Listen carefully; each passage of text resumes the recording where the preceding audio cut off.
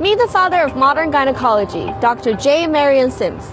He's been dubbed the savior of women and the architect of the vagina for developing revolutionary gynecological procedures and tools like the dreaded speculum.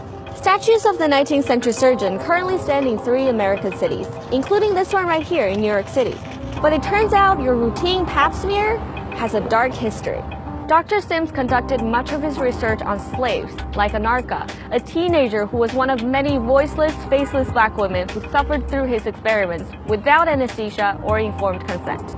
For 4 years, Sims operated on young slaves repeatedly to find a cure for a condition caused by complicated childbirth that left many women incontinent or unable to control their urination. Anarcha endured 30 practice procedures before Sims finally got it right. According to historian and medical ethicist Harriet Washington, Sims knew the operation was extremely painful, but wrote that using anesthesia was not worth the trouble or risk. In fact, the pain was so excruciating that the woman had to be restrained by 2 male surgeons just to make it through. And that's why many people are now calling for his statues to come down. But Dr. Sims isn't the only physician to use black people as unwitting test subjects. It's only one chapter in a long history of racist medical abuse. In the infamous Tuskegee experiment, federal researchers observed 399 black men with syphilis from 1932 to 1972.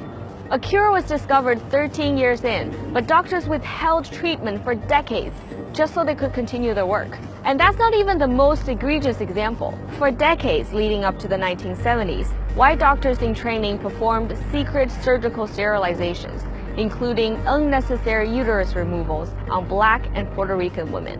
In the early 90s, the New York State Psychiatric Institute conducted a study into the genetic roots of violence. The researchers recruited mostly low-income black boys and injected them with a drug known to be poisonous. The boys' mothers were given a whopping $125 for having their sons participate. And to this day, we still don't know the long-term effects this experiment has had on those kids. These stories are horrifying, but racism in the medical field isn't a thing of the past.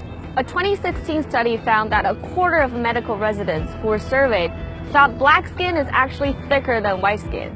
And many of those same residents also thought black patients felt less pain than their white counterparts and recommended less accurate pain treatment. So it's not surprising that studies have found that black patients tend to trust doctors less. And all of this has real consequences on people's health. In East Harlem, where Dr. Sims' statue stands, 80% of the residents are black or Hispanic. And the average life expectancy here is almost 10 years lower than that of majority white neighborhoods in Manhattan. So maybe it's time we stop celebrating this racist history and start recognizing the centuries of abuse people of color have endured in the name of science.